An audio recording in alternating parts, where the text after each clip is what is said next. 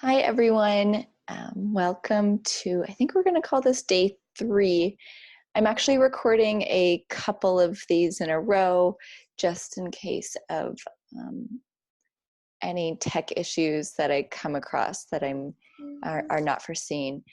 I have a helper today. This is Beatrice. And yeah, we'll go ahead and continue here. Today we're going to start on our first section, Dispassion, Varyaga Prakarana. Can I help?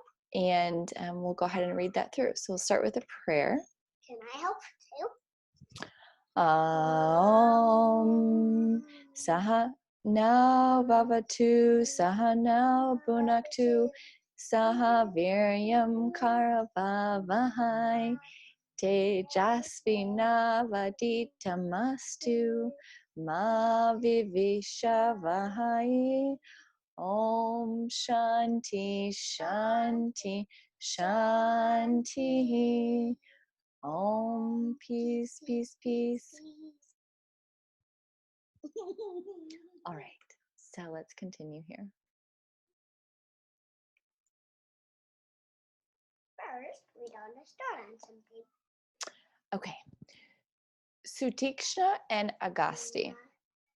Once upon a time, there was a Brahmin, Sutikshna, whose mind became overcome with doubts. Having approached the ashrama of sage Agasti, he asked with profound reverence, "O sage, you are the knower of Dharma, the secrets of righteousness. You have churned the cream of all scriptures. I have a great doubt in my mind. Please instruct me so that the doubt may be dispelled. Is action, karma, the cause of moksha, liberation? Or is it wisdom that accomplishes freedom of the self? Or is it both, the blend of karma and wisdom? Please tell me which of these is the cause of liberation." And this is a fantastic question. What a way to start. So Sage Agasti said, "A bird flies on 2 wings. In the same way, the soul soars toward the supreme abode of liberation on the wings of jnana, wisdom, and karma, action. Neither by mere action nor by mere knowledge can the state of liberation be acquired, but by a blend of both. Moksha is realized. Both therefore constitute the means to liberation." In this context, I am going to relate some ancient history to you. Karunya and Agnivesha. Sage Agasti began. And this is how it goes. This is how the story goes. It's going to be stories within stories within stories. So if at some point it feels like you're a little bit lost, just keep going. It'll start to make sense. It'll explain itself to you. Sage Agasti began. In the days of yore, there was a Brahmin known as Karunya, who was a scholar of the Vedas. He was the son of Agnivesha, learned in the Vedas and Vedangas. Having studied all these under a guru, he returned to his father's home. Having returned, he continued to be immersed in confusion and abstained from the performance of karmas, religious rites, and duties of life. Having observed this, his father approached his inactive son in the following manner. Agnivesha asked, for the benefit of his son, "O child, why have you ceased from performing your duties? Tell me, how can you attain success if you remain inactive? Please present before me the cause of your withdrawal from activities."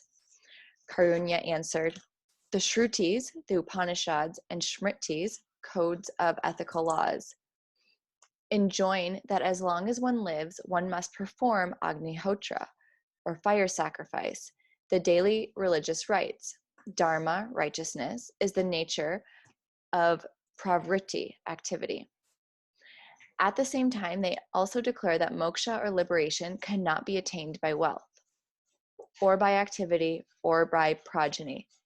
It is solely by renunciation that seekers of truth attain supreme freedom. Tell me, my guru, father, of these 2 ordinances, which should be followed by me? Being confused on this account, I have become indifferent to the performance of works." Agasti said, having thus spoken to his father, Karunya became quiet. His father, Agnivesha, then answered his silent son in the following manner. Dear child, I will relate to you a beautiful story. Please listen, and having fully considered its significance, do as you like. So you can see here we have a story within a story, and now within another story. So we have, I'm just going to flip back to, we have the Brahmin who was overcome with doubts. He comes to the sage, Agasti. And Sage Agasti says, let me tell you a story. And so he tells about a Brahmin, a learned person. He's a scholar of the Vedas. And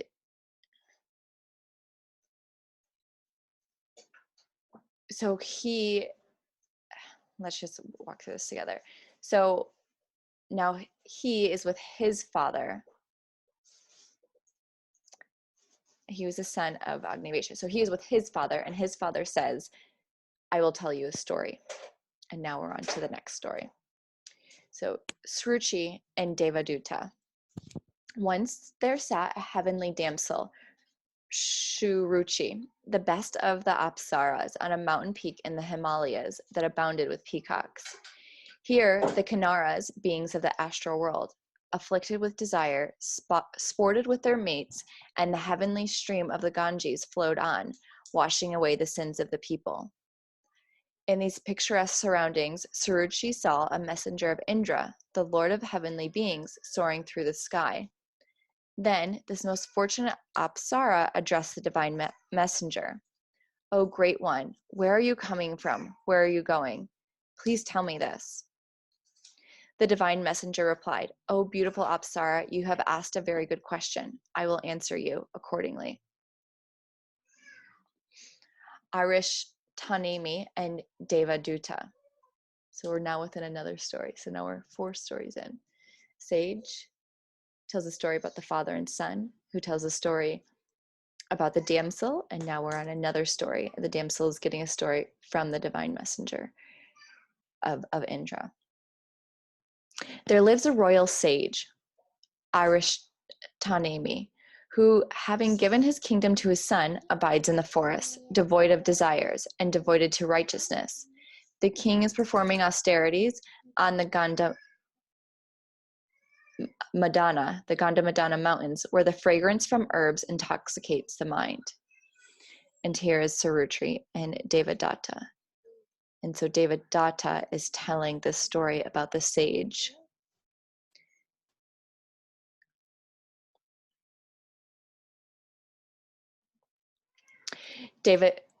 Devaduta, the divine messenger, continued, O beautiful lady, listen. I shall relate to you all that has happened with Arish Tanemi.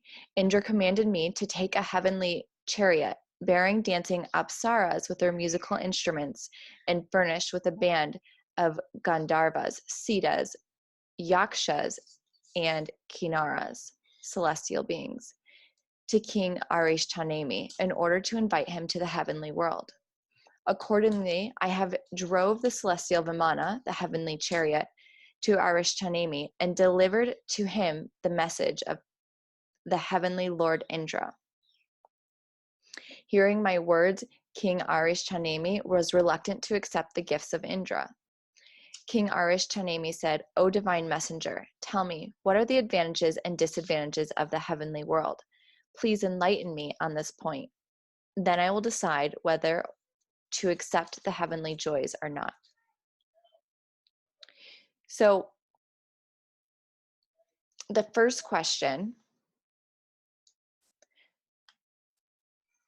asked to the sage was, which is better to come to liberation, action or knowledge? And he says, I'll tell you a story. And then we go to the Brahmin and his father.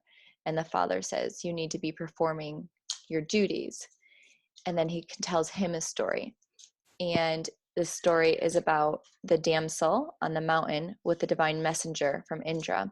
And Indra and this divine messenger is telling this story. And in this story, it says, what are the advantages and disadvantages of the heavenly world? So seems like we're answering multiple layers here. What is better to attain moksha, which we could say is the purpose of birth? Which is the better route? Is it through action or is it through knowledge? And then we go on to the story about his father and his son and about the importance of performing your daily actions. And so he says, let's talk, I'll tell you a story, and then this is the divine messenger from the top of the Himalayas. And this divine messenger is telling the story that the king has asked, what are the advantages and disadvantages of the heavenly world? So I just went through that twice just because it's hard to keep track of. And we'll just kind of keep that in the back of our mind that we're answering multiple questions at this point. The messenger of God said, heavenly joys are experienced according to the meritorious karmas of the souls. Those who have the highest type of meritorious karma in their possession enjoy the highest delights in the heavens. Those who have the medium type enjoy the medium form of joy, and those who have the lowest type of meritorious karma enjoy the lowest forms of heavenly delight. Due to this variation in heavenly pleasures, the minds of the heavenly dwellers are also afflicted with jealousy, a sense of competition, hatred, and elation. When the meritorious karma is exhausted, the souls witness their fall from the heavenly regions.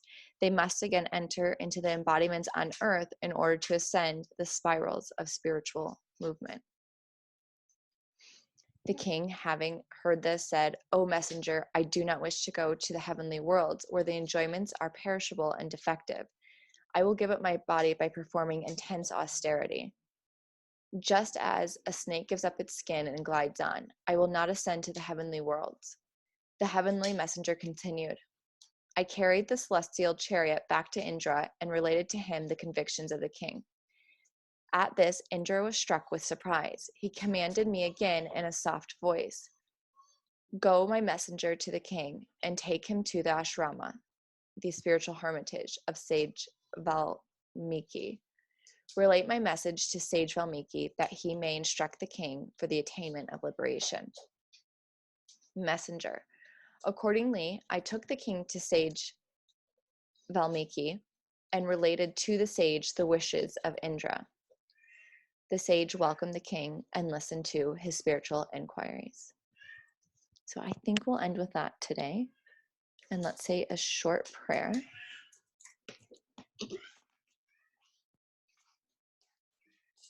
Will you say it with me? Yep. All right. Aum Purnamida Purnamidam Purnat Purnamudashate Purnasya Purnamadaya Purnameva Vashishate. Om Shanti Shanti Shanti. Om peace peace peace. Bolo Satguru Shivananda Maharaja ki jai.